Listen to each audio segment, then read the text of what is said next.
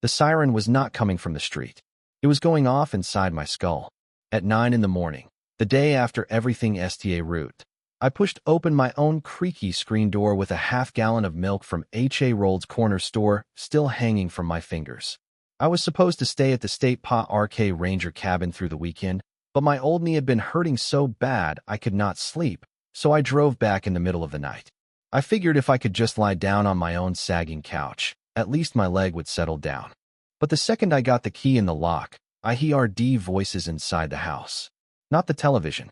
Real living voices, and they were going through my things. I pushed the door open, and there were two young men in work pants standing in the hallway. One of them had my World War II metal box in his hand, and the other was stuffing my old leather jacket into a big black trash bag. I stood there for a moment, and the milk raton almost slipped right out of my hand. What the hell are you two doing in my house? I yelled, louder than I meant to. Both of them jumped. The metal box hit the floor with a clatter, and the bronze STAR rolled out and bounced off the Basibo RD before it stopped. The taller one, a skinny kid with acne on his chin, stammered out an answer. Mr. EDWARDS told us to come clean the place out. EDWARDS. My own son. My throat moved, but nothing came out. I bent down, picked up the metal, and wiped the dust off with my sleeve. That was when I heard the brakes outside, then heavy boots stomping up the wooden steps. I turned and saw two county deputies in RK blue uniforms standing in my doorway. One of them was holding up a piece of paper, and the sun coming through the screen door made it shine bright enough to read every word. James EDWARDS. The lead deputy's voice had no WARMTH in it. He flashed his badge. We have a warrant to CRCH these premises regarding suspected interstate welfare, fraud, and unlawful concealment of assets. I stood there in the hallway with the milk in my left hand and the metal in my right. STA ring at that piece of paper stamped with the county court seal. My knee was screaming at me, but the fire in my chest was worse by a long shot. I looked past the deputies and saw my old Ford pickup parked at the curb, my fishing rod still in the bed where I had left it. Across the street, my nosy neighbor Ma was pulling her curtain back to get a better look. This was how my son paid me back. I put him through state college. I bailed out his credit card debt twice. I helped him put the down payment on that stupid suburban house he was so proud of. Now he had sent the police to my door to accuse me of fraud, of hiding money. I almost laughed out loud. I set the milk and the metal down on the shoe rack by the door, turned to face the two deputies, and said as calmly as I could manage, "See Artich all you want. But I need to make a phone call." They did not stop me. I walked into the kitchen and picked up that old rotary phone, dialed a number I had not called in 20 years. It rang 4 times before a steady male voice answered. Howe Road and Associates. This is Jim EDWARDS, I said, and I was surprised at how steady my own voice sounded. Tell old Howe Road that favor he owes me is due today. I hung up and leaned against the kitchen sink, watching the two deputies and my so-called movers open every drawer I owned, pull out old ledgers and old photographs and old envelopes. The morning sun came through the kitchen window and lit up all that yellowed paper, and it fell on the framed picture I kept on the windowsill, the one of me and my late wife at Yellowstone. She had been gone 7 years now. If she were still here watching this circus, she would shake her head and make me a cup of tea and say, "Jim, it is about time you told them who you really are." But I never told anyone. After I got out of the Marine Corps in 1976, I came straight back to this little town and took a job as a plain old Park Ranger. Nobody knew that I had STA route to security consulting firm with Howe Road. Nobody knew about the contracts we signed in the Middle East through the 80s. Nobody knew that when I sold that company 10 years ago, the account had more zeros on it than I read to count. I split the money 3 ways. 1/3 went to a veterans foundation. 1/3 went into treasury bonds and index funds. The last third I put someplace safe, someplace only Howe Road and I knew about. For all these years, I lived on my Ranger salary, drove my beat-up pickup, and stayed in this old inherited house because I wanted peace and quiet. And my son, the regional manager at an insurance company, the one who wore 3-piece suits and drove a BMW, actually thought I was cheating the government out of welfare checks. The sheriff's deputy walked over and laid the warrant on the counter in front of me. Mr. EDWARDS, we have detected some unusual law RGE some transactions in your banking records. According to an anonymous tip, you may have concealed personal assets above the Social Security limit while simultaneously receiving supplemental security income. He paused, like he was trying to be a decent man. You have the right to remain silent. I looked at him, then out the window. Emma was not just peeking through the curtains anymore. She had walked all the way out to her front lawn, folded her ARMS, and was STA ring across the street at my house. I nodded and said, Deputy, I am not going to stay silent. You go ahead and CRCH. When you are redone, I will make you a cup of coffee. He frowned but said nothing, turned around, and went back into the living room. The skinny moving kid came out of my bedroom holding an old wooden cigar box. I knew that box. It was Cuban, the VA Renish worn off the outside, and it was the only decent thing my father ever left me. The kid tried to open it, but I walked over and put my hand on top of it. Not that one. I said that. He looked up at me, then glanced at the deputy NEARBY. The deputy did not say a word. I took the box gently, put it in the kitchen cupboard RD, and closed the door.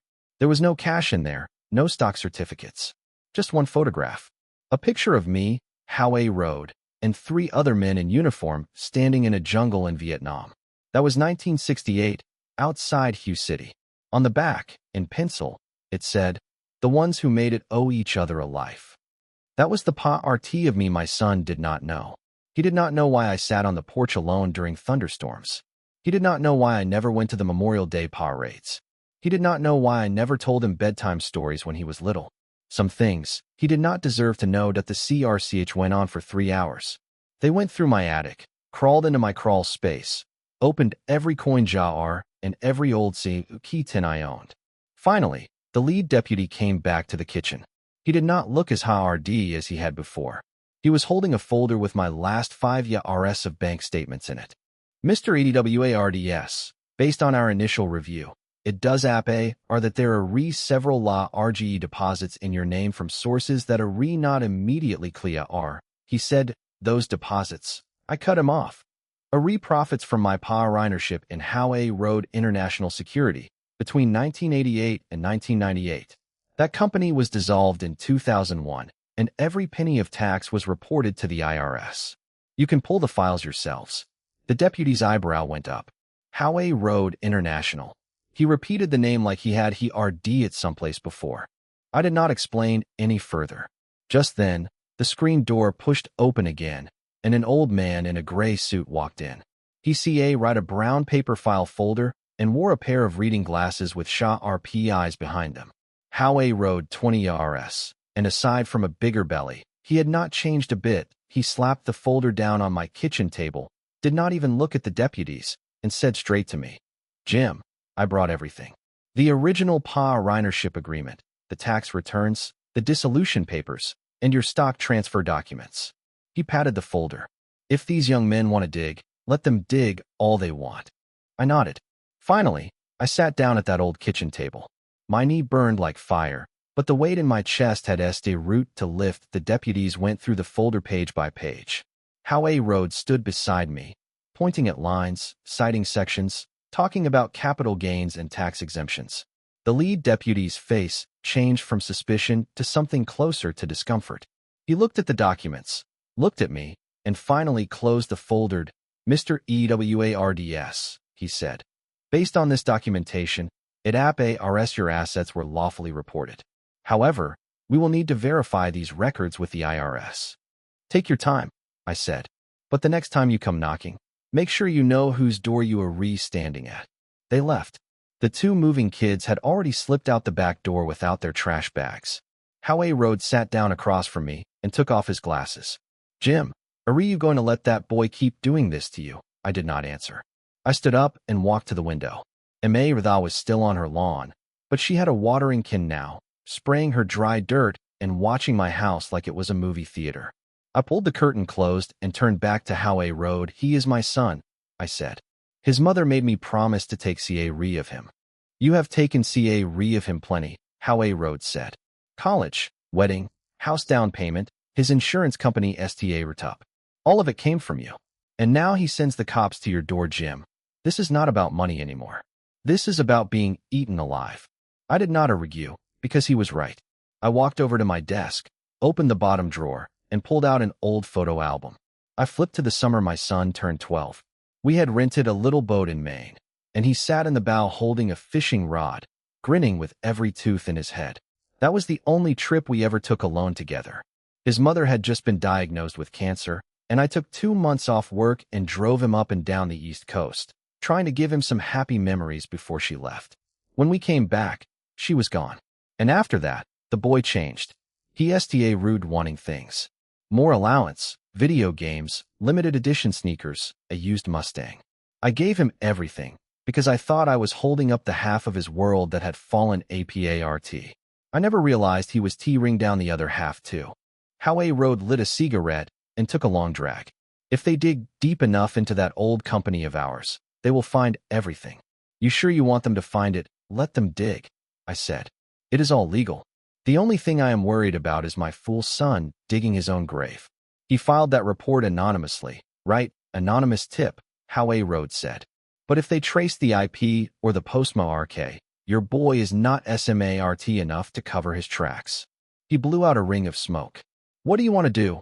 I touched the bronze STAR in my pocket, felt the smooth metal against my thumb.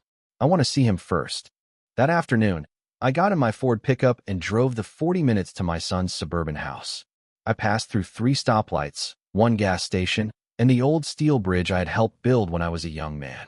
The river underneath ran slower than it used to. The reeds were tall, and a great white heron stood in the shallows, watching my truck roll over the bridge without moving a feather. I remembered the day my son moved into that house. He grabbed my hand in the front yard with the fountain and said, "Dad, I finally made something of myself." My eyes got hot, but I just patted his shoulder and did not say much.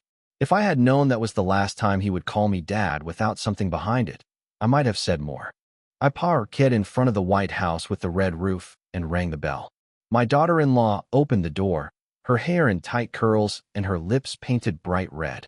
When she saw me, her face puckered like she had bitten into a lemon. "Dad, what are you doing here? I need to see Tommy," I said as she hesitated, then stepped aside and let me in. The living room was spotless. New sofa, new china on the coffee table. My son came down the stairs in his blue polo shirt, his hair combed neat. He saw me and stopped for half a step, then walked over like nothing was wrong. "Dad, why did not you just call me at the office? You took the day off, did not you?" I said that he did not answer. He sat down on the sofa, picked up the remote, and turned the television volume up a few notches. I walked over, took the remote out of his hand, and turned the set off. The room went quiet. I looked at him, and he looked at me. My daughter-in-law stood in the kitchen doorway with a dish towel in her hands, her eyes jumping between us. "Was that anonymous tip you?" I asked. He was quiet for a few seconds. Then he laughed, that same forced laugh he used when he was a kid and got caught sneaking candy. "Dad, what are you talking about? I do not know anything about a tip. The police came to my house this morning," I said, "with a warrant. They said someone reported me for hiding assets and cheating on my benefits. Tommy, that $5,000 RS I took out for the roof repair, I put it in a bank card under your name because I could not find my passbook. You tell me, who else knew about that money besides you and me?" His smile froze. His Adam's apple bobbed, and he stood up, walked to the window, and turned his back to me. "Dad, listen," he said, his voice lower now. "My company has been in trouble. I needed cash fast. I did not want to hurt you. I just thought if the police looked at you, it would buy me a few months to move that money around before anybody noticed. I never meant for it to go this far." He stopped. He could not finish. I stood in the center of that perfect living room, looking at his back, at his shoulders shaking just a little. The fire in my chest had gone out. All that was left was a cold, hollow feeling. I did not yell. I did not slam the table. I did not even raise my voice. I just stood there like a rock that had been washed by the river for 50 years, too worn down to move anymore. "That money was your mother's life insurance," I said. "I kept it separate because I was going to give it to you on your 40th birthday. He turned around. His face was white that I put my hat back on and walked to the door. My daughter-in-law opened her mouth, but I waved her off. "Do not bother," I said. "Tommy, You go to the police station tomorrow and tell them the truth. Because if Howe Road STARTS pushing, that anonymous tip of yours is going to EARN you a perjury cha RG. I did not wait for an answer. I walked out of that house, got in my truck, and root the engine. I looked in the REA review mirror and saw my son standing in the doorway. He did not chase after me. I drove home across that old steel bridge. I pulled over and got out. The wind off the river was seeing L on my face. The heron was still there, standing motionless in the shallows. I pulled out that bronze STAR and held it up to the light. I was 73 years old. I had money. I had a past that nobody in this town knew about. And I had a son who had tried to strip my bones clean. The world, I thought, had a strange way of working itself out. Howe RD's a rival was like a bucket of cold water thrown on a circus. The two county deputies Clea RLY knew who he was, or at least they knew the lifetime achievement pin from the BAR association that he wore on his lapel. The lead deputy took the file folder from him, and his fingers hesitated for just a second. Howe Road did not give them any room to breathe. He pulled out a chair, sat down, took a pen from his pocket, and root flipping through pages, muttering terms under his breath. Section 8, Subsection 4. Internal Revenue Code Section 61, Capital Gains Exemptions. I sat across from him, listening to those familiar words, watching the sunlight move across the kitchen floor tile by tile. The deputy finally asked one more question. Mr. EDWARDS, why did you apply for supplemental security income according to these documents? Your assets well above the SSI eligibility threshold. I took a sip of my coffee, which had gone cold, because after I retired, I only took $12,000 RS a year out of my trust account. The rest of it, I left untouched. The so-called unusual transactions you found were the $50,000 RS I withdrew at the end of last year to fix my roof. The roof was leaking, and you saw the water stains in the attic yourself. I figured I had the right to spend my own money on my own house. Howe Road cut in. His voice was not loud, but every word landed like a nail on the table.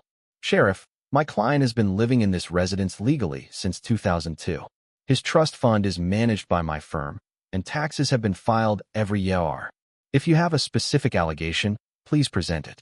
A signed anonymous letter is not enough grounds to tee up a 73-year-old veteran's home. He pushed his glasses up. And by the way, that anonymous tip, if I am not mistaken, came from someone with inside knowledge of Mr. EDWARDS's finances.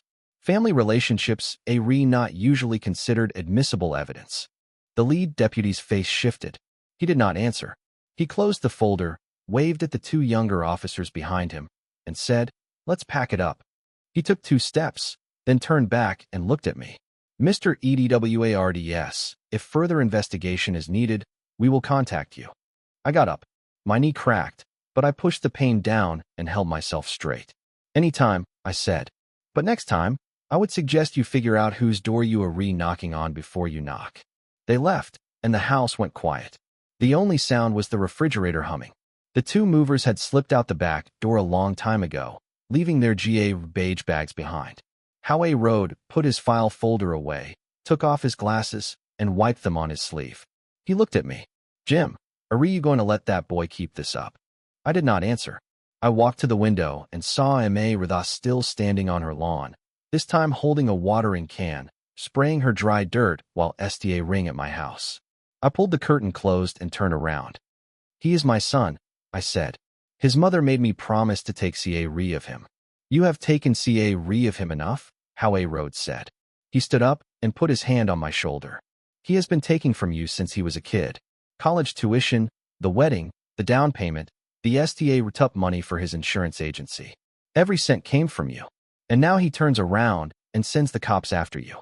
Jim, this is not about money anymore. This is about being eaten alive by the people you fed." I did not argue with him, because he was right. I went to my desk, pulled open the bottom drawer, and took out a worn photo album. I flipped through the pages until I found the summer my son turned 12. We had rented a little boat in Maine, and he sat in the bow with a fishing rod, his face split open with a grin. That was the only trip we ever took by ourselves. His mother had just been diagnosed, and I took 2 months off work to drive him up and down the coast, trying to give him some good memories before she was gone. When we came back, she died, And after that, my boy changed. He STA route asking for things. More allowance, a game console, expensive sneakers, a used Mustang. I gave him all of it because I thought I was holding up the half of his world that had crumbled, but I never saw that he was breaking the other half too. Howe Road lit a cigarette and took a long drag. If they dig into that company of ours, they are going to find everything. Are you sure you want them to let them dig? I said. It is all clean. The only thing I worry about is my son digging his own grave. He filed that report under a fake name. Right? Anonymous tip, Howe Road said. But if they trace the IP address or the postmark, your boy is not SMART enough to stay hidden. He blew a smoke ring. What do you want to do? I touched the bronze STAR in my pocket and rubbed the smooth metal with my thumb. I want to see him first. That afternoon, I got into my Ford pickup and drove the 40 minutes to my son's house in the suburbs. I passed 3 stoplights, a gas station, and the old steel bridge I had helped build when I was a young man. The river under the bridge moved slower than it used to. The reeds had grown tall, and a white heron stood in the shallow water, watching my truck pass without moving a feather. I remembered the day my son moved into that house. He grabbed my hand in the front yard next to the fountain and said, "Dad, I finally made something of myself." My eyes stung, but I just patted his shoulder and did not say much. If I had known that was the last time he would call me dad without a catch behind it, I might have said more. I parked in front of the white house with the red roof and rang the bell. My daughter-in-law opened the door. Her hair was curled tight, and her lips were painted bright red. When she saw me, her face folded like she had bitten into a lemon. "Dad, what are you doing here? I need to talk to Tommy," I said as she hesitated, then stepped aside and let me in. The living room was spotless. A new sofa, a new set of china on the coffee table. My son came down the stairs in his blue polo shirt, his hair combed perfectly. He saw me and stopped for a beat, then walked over like nothing was wrong. "Dad, why did not you just call me at the office? You took the day off, did not you?" I said that he did not answer. He sat down on the sofa, picked up the remote, and turned the television up a few notches. I walked over, took the remote from his hand, and turned it off. The room fell silent. I looked at him, and he looked at me. My daughter-in-law stood in the kitchen doorway with a dish towel in her hands, her eyes rooting between us. "Was that anonymous tip from you?" I asked. He was quiet for a few seconds. Then he let out that same forced laugh he used when he was a kid and got caught with his hand in the sea. "Kijar. Dad, what are you talking about? I do not know anything about any tip. The police came to my house this morning with a warrant," I said. "They said someone reported me for hiding assets and cheating on my benefits. Tommy, that $50,000 RS I took out for the roof repair, I put it in a bank CARD under your name because I could not find my passbook. You tell me, who else knew about that money besides you and me?" His smile went stiff. His Adam's apple moved, and he stood up, walked to the window, and turned his back to me. "Dad, listen," he said. His voice had dropped low. "My business has been in trouble. I needed cash fast. I did not want to hurt you. I just figured if the police looked at you, it would buy me a few months to move that money around before anyone noticed. I never meant for it to go this far." He could not finish. I stood in the center of that perfect living room, looking at his back, at his shoulders that were trembling just a little. The fire in my chest had gone out. All that was left was a cold, hollow space. I did not yell. I did not slam the table. I did not raise my voice. I just stood there like a rock that had been washed by the river for 50 years, too worn down to move. "Your mother's life insurance," I said. "That was the money. I kept it separate because I planned to give it to you on your 40th birthday. He turned around. His face had gone pale that I put my hat back on and walked toward the door. My daughter-in-law opened her mouth, but I waved my hand. "Do not bother," I said. "Tommy, you go to the police tomorrow and tell them the truth. Because if Howe Road STARTS pushing, that anonymous tip of yours is going to EARN you a perjury RG. I did not wait for an answer. I walked out of that house, got into my truck, and STA rooted the engine. I looked in the REA review mirror and saw my son standing in the doorway. He did not come after me. I drove home across the old steel bridge. I pulled over and got out. The wind off the river was seeing L on my face. The heron was still standing in the shallows, motionless. I pulled the bronze STAR out of my pocket and held it up to the light. I was 73 years old. I had money. I had a past that nobody in this town knew about. And I had a son who had tried to pick my bones clean. The world, I thought, had a strange way of working itself out. That night, I sat on the porch swing until the moon came up over the oak tree. My knee would not let me sleep, but my mind was even more restless than my leg. Howe Road called twice, but I let the answering machine pick up. His voice came out of that small black box, first saying he had smoothed things over with the county, then calling back to tell me the FBI had STA route asking questions about those old Middle East contracts. I did not return either call. Those contracts were all stamped with government seals, signed under 30EA or confidentiality agreements. Even if the clock had run out, I did not want to dig that stuff up. Those IRS were hot and dangerous. I wore a suit in 100-degree heat and planned security for oil wells. The locals did not like Americans much. One time our convoy got hit by a roadside bomb, and that was how I got the SEA on my right shoulder. I never told my wife the full story. The next morning, Ridha came knocking. I opened the door, and she shoved a plate of fresh apple pie into my hands. Her face was a mix of pity and pure nosy curiosity. Jim, I saw what happened yesterday. Do not let it get to you. Everyone in town knows you are an honest man. Those deputies must have gotten the wrong house. She went on for a while, then lowered her voice and added, by the way, did you hear about Tommy's insurance company, the state STA route, looking into it yesterday afternoon? Something about false claims. I took the pie but did not say much. Ridha waited a few seconds, saw I was not going to give her anything, and finally shuffled off. I closed the door, put the pie on the counter, and called Howe Road. What is happening with Tommy? I asked. Howe RD laughed on the other end. He thought he could distract everyone by pointing at you. But his own business is a mess. The state insurance BOA RD has been watching him for months. They found a string of auto claims over the past 2 years that sent payouts to shell companies. One of those shell companies is registered to your daughter-in-law's cousin. He paused. Jim, your son is not just trying to sink you. He is sinking himself. I sat beside the phone, tapping my fingers on the table. Things were moving faster than I had expected. I had thought this would be a family argument, something we could settle behind closed doors. But now the state was involved, and there was no closing the door. I stayed quiet for a moment, then asked Howe Road, can you help him, get him to pay back the shortfall, withdraw those claims, make it go away? Howe RD was quiet longer than I was. Finally, he said, Jim, I am a lawyer, not a magician. Those false claims add up to over $300,000 Rs. He did not make one bad decision. He has been covering his stock market losses with fake payouts for 2 years. If you want me to help him, I need to know one thing first. Are you willing to use your own money to fill that hole? I held the phone cord in my hand, my knuckles white. My money. The money I had saved for 20 years. Meant for my grandkids' college. Meant for my own old age. I closed my eyes and saw my son's face. He RD his mother's last words to me. Jim, take care of him. He is not a bad boy. He just wants too much, too fast. She always said he was ambitious. But after all these years, I saw it for what it was. Greed? No, I said. I'm not filling that hole. He has to figure it out himself. Howe RD did not say yes and did not say no. He just said, all right then, and hung up. I thought that would be the end of it. But that afternoon, I drove into town to buy a new deadbolt at the RDWA store, and I ran into old Bob. Bob had been the mailman for 40 years and had been retired for 10.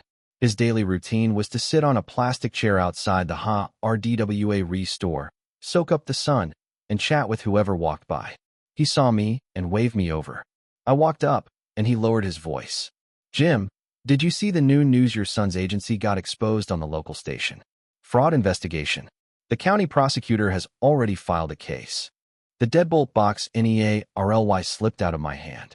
I steadied myself and said, I do not watch television, and walked away. On the drive home, I went slow. My brain felt like it was full of wet cement. I did not go straight home. I took a detour and stopped at the corner NEA or my son's house. I parked FAR back and watched. His BMW was still in the driveway, but there were 2 boxes on the front lawn with state government property stickers on them. All the curtains were drawn. I stayed there for about 10 minutes, then turned around and went home. That night, I heard a CAR pull up, then rapid footsteps on my porch. I looked through the window and saw my daughter-in-law. She did not ring the bell. She pounded on the door with her fists. I opened it, and she stood there with her hair half undone, her lipstick SMEA red, her eyes red and swollen. "Dad, they took Tommy," she shouted. 3 men showed up at his office this afternoon and took him in for questioning. "Dad, you know people. You have to help him. He cannot go to prison." I stepped aside and let her in. She collapsed on my old sofa and spilled the whole story in a rush of TRS. His agency was shut down. His accounts were frozen. The mortgage was due. The kid's school tuition was unpaid. I poured her a glass of water and sat across from her, waiting. She talked herself out and finally looked up at me with mascara running down her cheeks. "I know he did wrong by you, but he is your son. You cannot just let him rot in a cell." I sat in my chair, my hands on my knees, and looked at her. The lamp light hit her face, the thick foundation, the sparkly diamond on her finger. I thought for a long time, so long that she stopped crying and just read at me with blank eyes. "You say he is my son," I said finally, my voice low. "Then why did he write that letter? Did he know that if those ridges stuck, I would go to federal prison and die there?" She did not answer. She dropped her head and pulled her shoulders in. I stood up, walked to the cupboard and took out an old savings passbook. I opened the last page and looked at the number written there. Every penny I had left, aside from the roof money. I read at that number for a moment, then closed the book and put it back in the cupboard. "I will pay his debt," I said. "One time. You tell him this. His father is not a savior. He is just an old veteran. After this, do not come back to me." I walked her to the door. She left without looking back. I stood on the porch and watched her taillights disappear into the dark. The moon was up again, the same as last night. I went back inside, changed the deadbolt, and put the bronze STAR back in the cigar box with the photograph. I closed the lid and put the box on the highest shelf. Then I turned off the light. That old house was quiet now. It was just me. The next week, the little town boiled over like a pot left too long on the stove. I had always been a quiet man who kept to himself, and people knew me as the retired ranger who fished the river and trimmed the hedges behind the church on Saturday mornings. But now I could not go anywhere without someone stopping me. At Rolled store, the girl at the register gave me back 2 dimes too much in change and whispered, "Jim, we all heard what happened. You are tougher than you look." At the gas station, a young man waved me ahead of him in line and muttered, "Old timer, your son is no good." I heard all of it, and my face stayed still, but inside it felt like sandpaper rubbing against raw skin. Howe Road became a regular visitor at my kitchen table. He showed up most days with a sandwich and a cup of coffee, spread his papers out, and walked me through the legal mess piece by piece. My son's insurance company mess was bigger than I had guessed. The state prosecutor's office had pulled 3 years of claim records and found at least 47 auto claims with forged accident reports and inflated damage figures. The total damage came to nearly $400,000. Most of that money had flowed into 2 shell companies owned by my daughter-in-law's cousin, then back out to cover my son's stock market losses. Howe Road laid the numbers on the table in neat columns. I read at them for a long time, then looked at the Yellowstone photograph on the windowsill. How much time would he face? I asked. Howe ticked the possibilities off on his fingers. If he pleads guilty and returns the full amount, maybe 3 to 5 years. If he fights it, and they add that false tip to the ridges, he could be looking at 7. He looked at me across the table.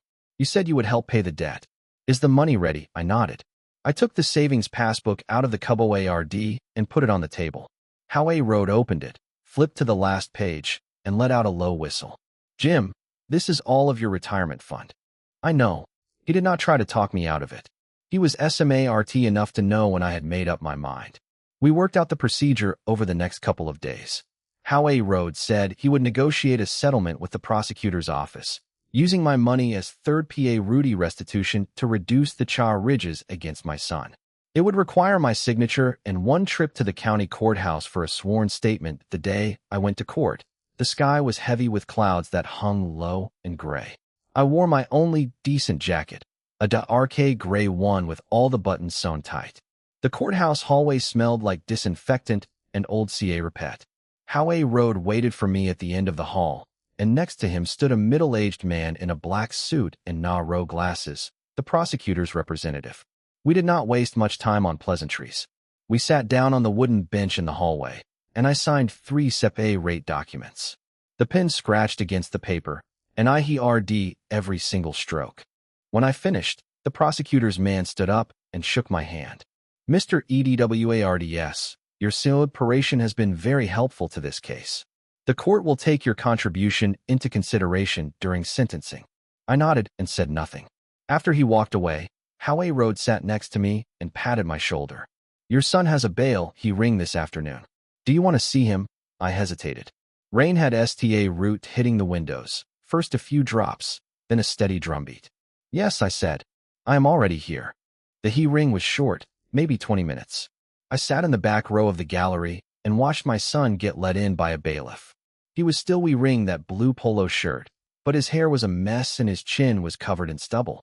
His eyes were bloodshot. He saw me in the back row and froze for a second. His lips moved, but no sound came out. The judge read off a list of charges and conditions.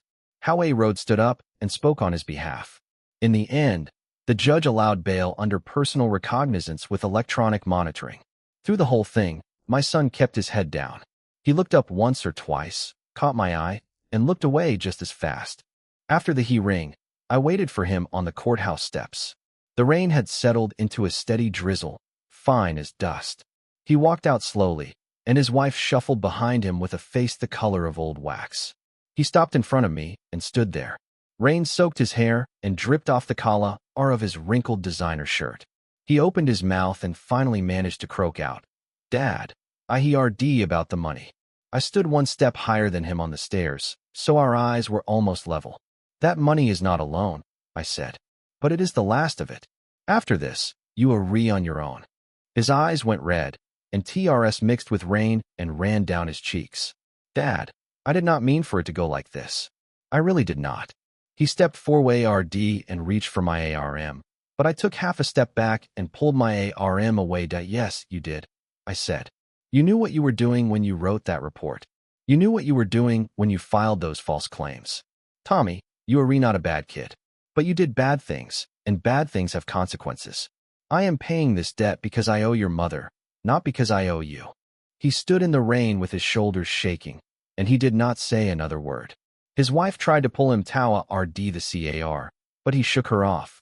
He walked down the steps, one at a time, and got into his BMW with the broken window sticker still stuck to the glass. The car sat there in the rain for a long minute, then pulled away slowly and disappeared into the gray mist that I stayed under the courthouse eaves and watched the taillights shrink until they were nothing but a red dot, and then they were gone. Howie Road came up beside me and held out an umbrella. Come on, let me drive you home. I did not take the umbrella. I want to be alone for a while. Howie looked at me for a few seconds, then put the umbrella back down. All right, call me if you need anything. He walked away, and I stood there watching the rain wash the street clean. There was almost no traffic, just a postal truck that rolled past and splashed water onto the curb. I pulled my collar up, walked down the steps, and stepped into the rain. The drops were cold on my face, but I did not mind. I walked along the sidewalk past the burger joint I used to go to as a young man, past the laundromat that had been closed for years, past a crooked sycamore tree that leaned toward the road. Something inside me felt loose, like a spring that had been wound too tight had finally let go. The money was gone, but the weight that had been pressing on my chest had lifted with it. I walked all the way home. By the time I got there, I was soaked through. I hung my wet clothes on the bathroom doorknob and put on a dry flannel shirt. Then I poured myself 2 fingers of whiskey, ride the glass to the porch, and sat down in my rocking chair. The rain drummed on the roof and pattered against the wooden porch planks, a rhythm I had listened to for decades. I took a sip and looked at my rose bushes, bent low under the weight of the water. My wife had planted those roses the summer we moved in. After she died, I kept them pruned and fed every year, and they bloomed better than ever. I swirled the whiskey in my glass and listened to the ice clink against the side. One day at a time, I said out loud, just to hear my own voice. That is how you do it. The next morning, the rain had stopped, and the sun came out bright and clean. I got up at 6, made myself oatmeal, and ate it standing at the kitchen counter. I had just finished washing the bowl when Howie Road called. Good news and bad news, he said. The prosecutor accepted the settlement. Your son will get 3 years suspended, 2 years of probation, for 100 hours of community service, and full restitution. Since you already paid the money back, he does not have to serve time. But he has to wear the ankle monitor for another 8 months, and he has to check in with his probation officer every week. That is better than I expected, I said. It is the best deal I could get, Howe Rhodes said. The company is bankrupt. The cousin ran off, and the state is still looking for him. Your daughter-in-law is working at a grocery store now, and the kids are in public school. He paused. Do you want to go see them? No. I said that. I hung up, made another cup of coffee, and sat at the kitchen table. I opened the old photo album and flipped through the pages slowly. Some of the faces I could remember anymore. Some were blurred by sun damage. I stopped at the pages with my son's childhood pictures and looked at him standing in that little boat in Maine, shirtless and grinning, holding up a fish that was half his size. I touched the photo with my fingertip, then closed the album and put it back in the cupboard. That afternoon, I drove to the river. The water had dropped since summer and left wide strips of pebbled beach along the banks. I parked in my usual spot, grabbed my rod and folding chair, and walked down to a quiet bend. I cast my line, watched the bobber settle on the surface, and leaned back. The wind came off the water, and ride the smell of mud and grass. No phone rang. No CAR pulled up. No sirens. Just the river and the birds and the rustling leaves. I sat there for 2 hours. Just before sunset, my bobber jerked and sank. I snapped my eyes open, reeled in, and pulled up a rainbow trout, RLY 2 feet long, its scales catching the golden light.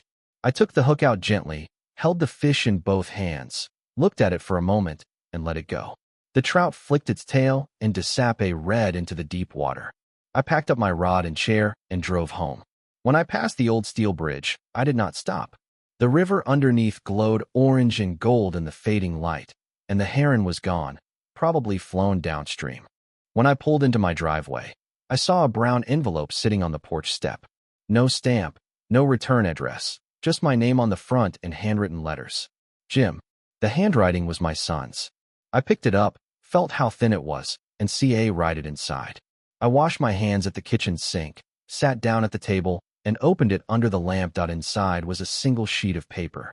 The handwriting was shaky, crossed out, and rewritten in places. It said, Dad, I do not know how to start this letter. The things you said at the courthouse, I thought about them all night. You said I knew what I was doing, and you were right. I knew. When I wrote that report, I was not thinking about you at all. I was thinking about getting my hands on your money. I told myself it was just borrowing, but I knew it was stealing. I have no way to pay you back, and I know that. But I wanted to tell you that I am done with all of that now. I got a job at a repair shop, changing oil for $12 an hour. It pays for my food and the kids' lunch money. If your lock needs fixing, I will fix it. If your truck needs brake pads, I will change them. I am not asking you to forgive me. I am asking you to let me do something. That is all. Tommy. I folded the letter and put it back in the envelope. Then I opened the bottom drawer of my desk and placed the envelope next to the photo album. I closed the drawer, and it made a soft thud. I walked to the kitchen and poured myself another drink, a little more this time. I ride the glass to the back door and stood on the threshold, looking at the rose bushes in the moonlight. The wind had turned south, and the leaves rustled. I took a sip and let my mind wander through all the pictures I had ride for so many years. My son riding on my shoulders at the 4th of July parade. The smell of bacon frying in my wife's kitchen. The hot, thick nights in the Vietnamese jungle. The weight of Howard's hand on my shoulder in that courthouse hallway. The plate of apple pie I brought over. And the rainbow trout, turning its bright body and swimming away into the deep. I finished the glass, rinsed it in the sink, and climbed the stairs to bed. The steps groaned under my weight. The same familiar groan they had made for 30 years. I lay down and read at the ceiling. My knee hurt, but it was a dull ache now, not the sharp fire it had been. I closed my eyes and listened to the house settle around me. The old pipes ticked. The wind hummed through the window frame. And for the first time in weeks, I slept through the whole night without waking up once. That the next morning, I woke up at 6, just like always. I ate my oatmeal and half a banana, put on my boots, and grabbed my truck keys. Before I left, I stood at the front door and looked around the porch, the RD, the old oak tree by the street. Everything looked the same, but everything felt a little wider, a little lighter. I locked the door, got in my Ford, and drove East Tower Road, the repair shop. It was a small place with a faded sign. I parked out front, walked in, and saw my son in a greasy work shirt, changing a tire on an old Chevy. He looked up when the door chimed, and his hands went still around the lug wrench. Brake pads. I said, I need new ones. He nodded. His mouth twitched like he wanted to smile, but could not quite get there. He bent his head back down and went back to work on the lug nuts. I stood there with my hands in my pockets, watching his movements. The side window let the morning sun fall on his work shirt, on the back of his neck, where I could see a faint white SCA, or from the time he fell out of a tree when he was 8 years old. I remembered taking him to the emergency room that day. He held my hand so tight, I thought he would break my fingers. He was not holding my hand now, but I was still standing there. This was my life now. Not perfect, not terrible. Money comes and goes. Houses get old and get fixed. Sons make mistakes, and sometimes they learn. I am an old man who has seen a lot and been through a lot. The grand stuff, the big comebacks, the dramatic revenge, that is all for the movies.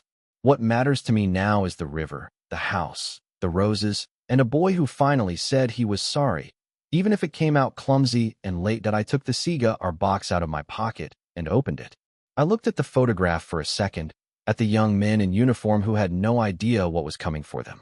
Then I closed the lid and put the box back. The brake pads were done. My son stood up and wiped his hands on a rag. He looked at me and said, Dad, they are ready. I reached out and put my hand on his shoulder. I did not say anything. I just gave him a nod, got in my truck, and root the engine. In the REA review mirror, I saw him standing at the shop door with one hand raised, waving goodbye. I honked twice and drove off down that road I had traveled 1,000 times. Today, it felt easier than ever before. The next week, the town was like a kettle that had finally stopped whistling. People still looked at me when I walked down Main Street, but the looks had changed. They were not pity anymore, and they were not gossip either. They were something closer to respect, mixed with a little bit of awkwardness. The way people look at a man they used to think was just a quiet old ranger, and now know has more to him than they ever guessed. I did not mind the attention, but I did not seek it out either. I went about my days the same as before.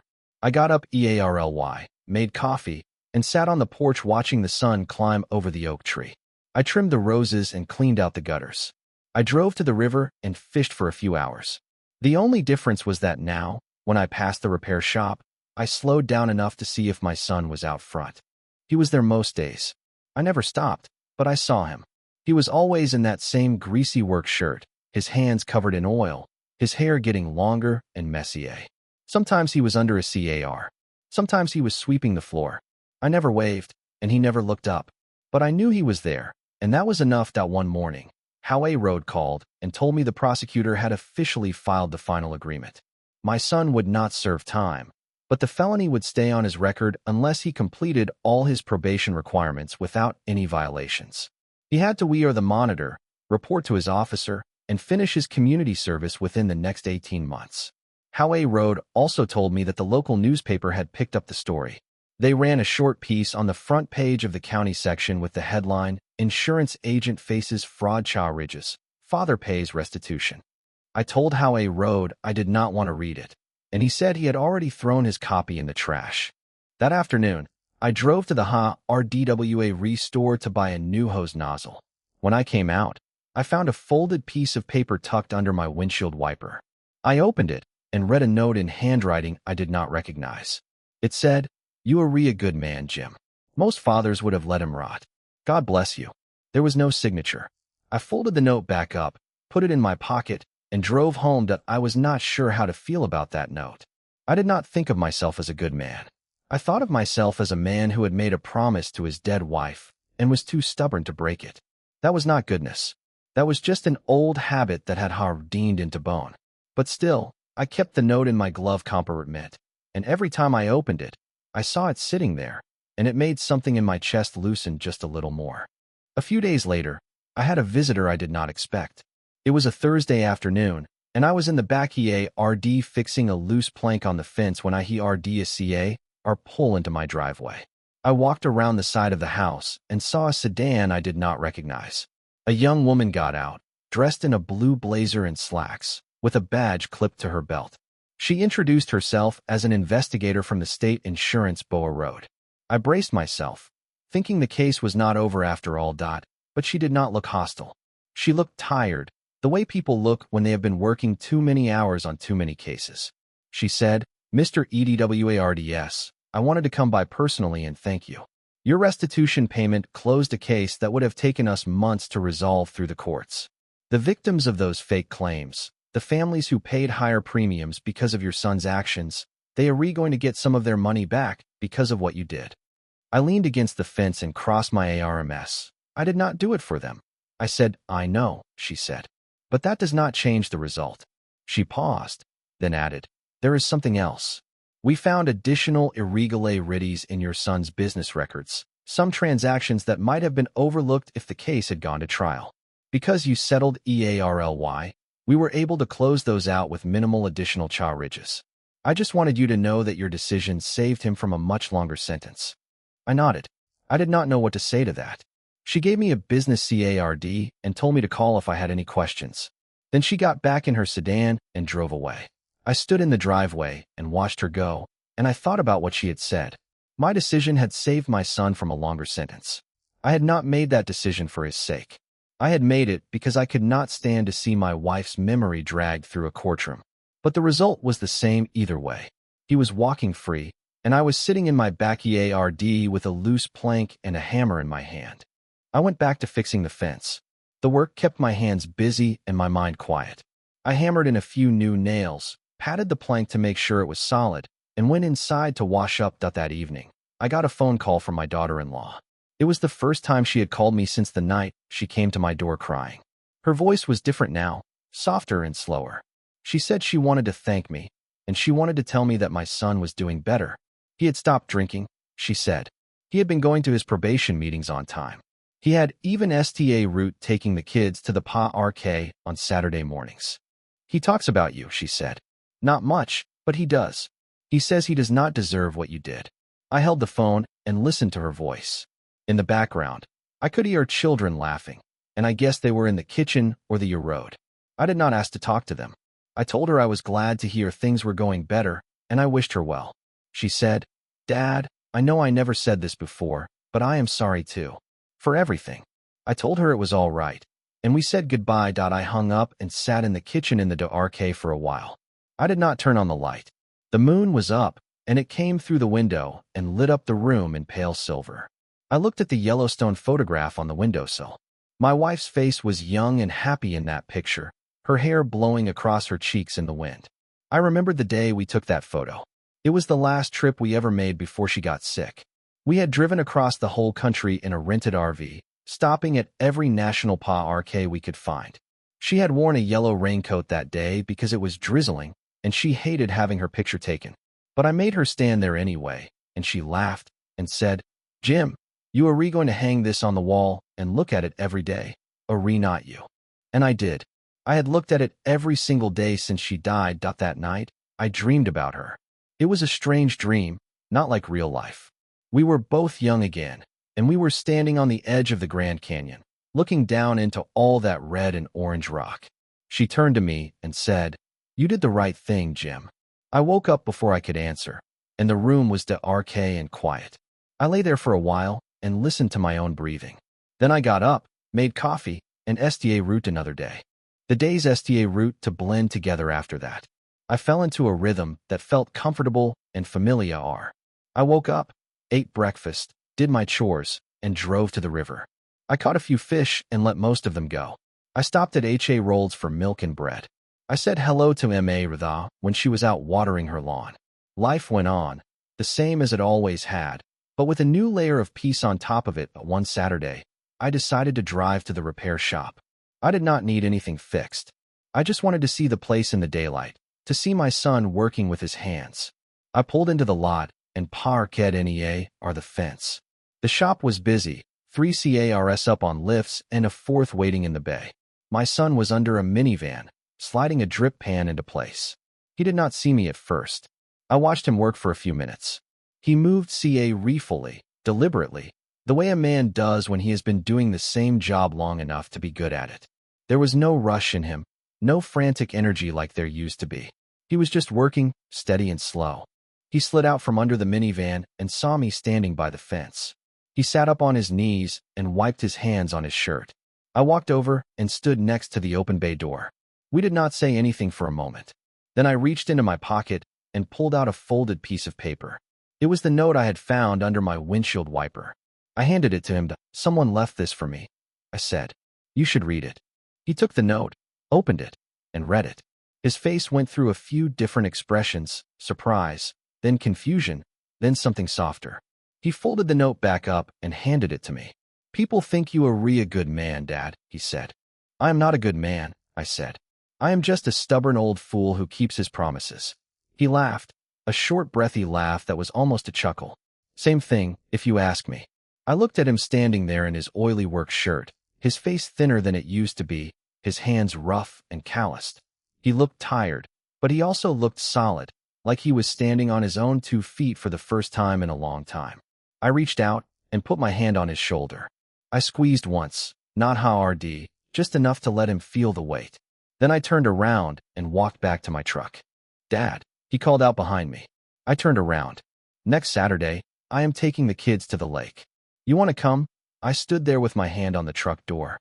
The sun was high, and the heat was coming off the asphalt in waves. I thought about it for a few seconds. "What time?" I asked. 10 in the morning, he said. That I nodded. "I will be there." Then I got in my truck and drove home. On the way back, I passed the old steel bridge again. I pulled over and got out this time. I walked to the railing and looked down at the river. The water was lower than it had been in spring, and the heron was back, standing in the same spot in the shallows. I watched it for a long time, standing as still as the bird itself. The wind blew, and the reeds swayed, and the sun sparkled on the ripples. I thought about Saturday, about the lake, about my son and my grandkids. I thought about the man who wrote that note and the woman who came to my door to thank me. I thought about my wife and the last words I remembered her saying to me. I did not know if there was any grand plan to any of this. Maybe life was just a series of small moments that added up to something bigger than they seemed. I turned away from the railing and walked back to my truck. Before I got in, I looked at the bridge one more time, the old steel beams that I had helped put in place with my own hands when I was a young man. They were still holding strong, still ring cars across the river, still doing the job they were built for. I smiled a little, climbed into my truck, and headed home. The road stretched out in front of me, and the sun was warm on my face. Tomorrow would be another day of small chores and small moments. And the Saturday after that, I would take my grandkids to the lake. That was enough. That was more than enough. That Saturday morning came clear and bright, the kind of morning that makes you forget every gray day that came before it. I woke up before my alarm, lay in bed for a minute listening to the birds outside, and then got up and made myself a pot of coffee. I took my time getting ready. I packed a small cooler with sandwiches and bottles of water, threw in a bag of apples and a box of crackers, and grabbed my old fishing rod from the garage. I did not know if we would actually fish, but I figured it was better to have it and not need it than the other way around. I drove to the lake. It was about 20 minutes from my house, a small man-made reservoir tucked between 2 hills, with a gravel beach and a wooden dock that had been there since I was a boy. I parked in the lot and saw my son's old sedan already there, parked under a pine tree. My 2 grandchildren were running around the back of the car, chasing each other in circles. My daughter-in-law was spreading a blanket on the grass, and my son was unloading a cooler of his own from the trunk. I got out of my truck and walked over. The kids saw me and stopped running. They were young, maybe 8 and 10, and they had not seen me much in the past year. They looked at me like I was a stranger, and I did not blame them. My son straightened up and waved. "Dad, you made it." His voice was steady, not forced. He looked different than he had at the courthouse. The stubble was gone, and he had put on a clean t-shirt and jeans. He looked like a man who had gotten a full night of sleep for the first time in months. I walked over to the blanket and set my cooler down next to theirs. The younger one, a girl with pigtails and scuffed sneakers, came up to me and looked at my rod. "Are you going to catch a fish?" she asked. I told her I was going to try. She nodded seriously, like she was evaluating my chances, and then ran back to her brother. My son watched them go and shook his head. They have been asking about you, he said. They want to know if you are really their grandpa. I am, I said. They just have not seen me in a while. He looked down at his feet. That is my fault. I did not say anything to that. I just picked up my rod and walked toward the dock. My son followed me after a moment. We stood at the end of the dock together, looking out at the water. The lake was still, the surface like a sheet of polished glass, reflecting the trees and the sky. A few ducks paddled in the far shore, leaving ripples that spread and faded into the stillness. I used to bring you here, I said, when you were their age. He nodded. I remember. You taught me how to cast. I spent the whole day getting my line tangled in the reeds. He laughed, a real laugh this time. You got so frustrated with me, but you never said anything. You just kept untangling it and handing it back. I remember, I said. You were a patient kid. You did not get that from me. He was quiet for a minute. Then he said, Dad, I have been thinking a lot about what you said that day at the courthouse. About me knowing what I was doing. You were right. I knew every single time. I knew when I wrote that report. I knew when I filed those claims. I knew when I took your money. And I did it anyway. I cannot explain why, not in a way that makes any sense. I just kept telling myself I would fix it later, and later never came. I kept my eyes on the water. I know, I said. I have done some things I am not proud of too. Maybe not the same things, but I know what it feels like to look back and wish you had made a different choice. You never did anything like this, he said. You do not know that, I said. You do not know everything I did before you were born. There are things I have never told anyone. Things that still keep me up at night sometimes. I am not a saint. I just got lucky enough to have people who stuck by me anyway. I turned and looked at him. You still have people sticking by you, Tommy. Your wife is still there. Your kids are still running around on that grass. And I am standing on this dock with you. That is not nothing. His eyes got wet, but he blinked hard and looked away. He took a long breath and let it out slowly. I do not deserve it. Probably not, I said. But that is not how it works. You do not get what you deserve. You get what people give you. And right now, people are giving you another chance. Do not waste it. He nodded, and we stood there in silence for a while. Then his daughter came running down the dock, her sneakers thumping on the wooden planks. Grandpa, come see what we found. She grabbed my hand and pulled me back toward the beach. I let her drag me, and my son followed behind, laughing. The kids had found a turtle, a little box turtle with a brown shell, crawling slowly across the gravel. They were crouched around it, poking it gently with sticks, fascinated.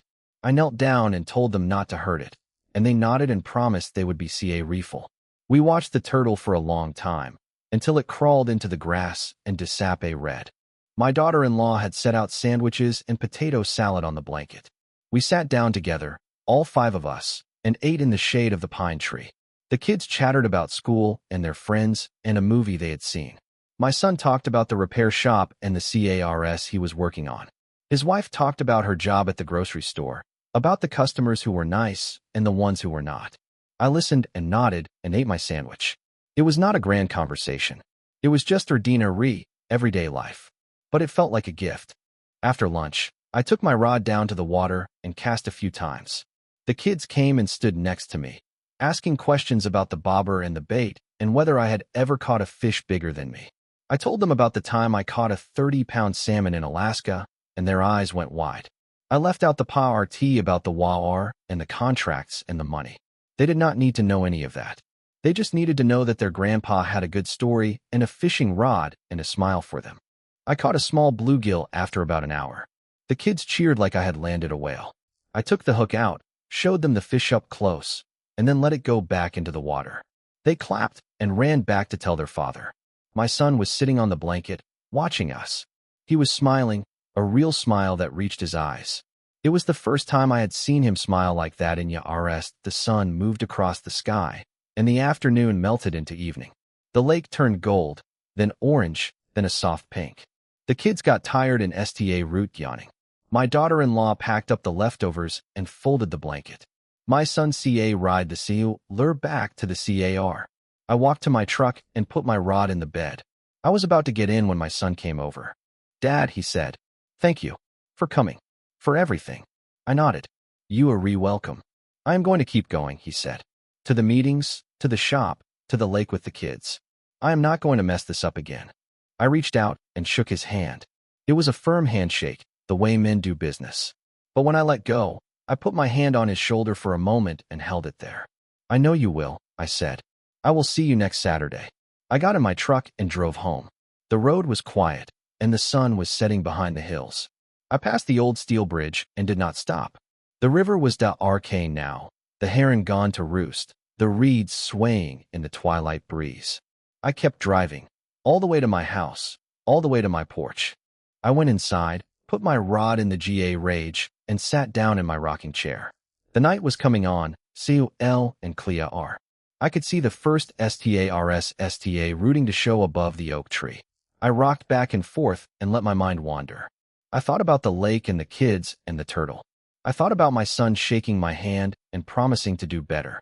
I thought about my wife, and I wondered if she was watching somewhere. I thought she would be proud, not of me, but of all of us, that we had made it through the worst of it and were still standing. I went inside and made myself a cup of tea. I righted it to the kitchen table and sat down. The house was quiet, the same quiet it had always been, but it did not feel empty tonight. It felt full of memory and hope and the small, stubborn love that keeps people going when everything else falls apart. I opened the bottom drawer of my desk and took out the photo album. I flipped through it slowly, looking at all the faces. I stopped at the picture of my son on that boat in Maine. I looked at it for a long time, then closed the album and put it back. Then I opened the drawer again and took out the brown envelope with his letter inside. I unfolded it and read it one more time. The handwriting was still shaky, but the words were Clea R. He had said he was sorry. He had said he wanted to do something. That was enough for now. I put the letter back in the envelope and put the envelope back in the drawer. I closed the drawer and stood up. I walked to the window and looked out at the night. The moon was rising over the oak tree, big and yellow and full. The roses were RK shapes in the yard, but I knew they would bloom again come morning. That was the thing about roses. They always came back. I went upstairs, brushed my teeth, and got into bed. My knee was aching, but it was the familiar ache of a long day well spent. I lay on my back and read at the ceiling. The house creaked and settled around me. The wind hummed through the screens. And somewhere down the road, in a small house with a faded sign, my son was putting his children to bed and telling them about the fish their grandpa caught at the lake. I closed my eyes and let sleep take me. It came easy, like an old friend. And for the first time in a very long time, I did not dream of the past. I dreamed of a lake at sunset, full of fish and laughter and light. And when I woke up the next morning, the sun was already up, the birds were singing, and the day was waiting for me with open arms. That was my life now. Simple and quiet and good. I had my house and my roses and my fishing rod. I had a son who was learning to stand on his own 2 feet and grandkids who knew my name. I had done what I set out to do, not because I was a hero, but because I was a father. And sometimes that is enough. I got up, poured myself a cup of coffee, and walked out to the porch. The morning was fresh, the dew still on the grass. I sat in my rocking chair and watched the sun climb higher. Somewhere down the road, I heard the rumble of a truck engine rooting up. It was going to be a good day. I could feel it. And that is how the story ends. Or maybe it is just how it begins again. Either way, I am ready for whatever comes next. That is the story, friends. A story about a father and a son, about mistakes and second chances, about losing everything and finding out you still have what matters. It is not a flashy tale with explosions or dramatic court scenes. It is a slow, quiet story about real life. And sometimes real life is the best story of all. If you have been reading along, I thank you from the bottom of my heart. I hope it reminded you that no matter how far you have fallen, there is always a path back. And if you enjoyed it, please consider subscribing for more stories like this. I will keep writing them as long as you keep reading. Until next time, take care of yourselves and the people you love.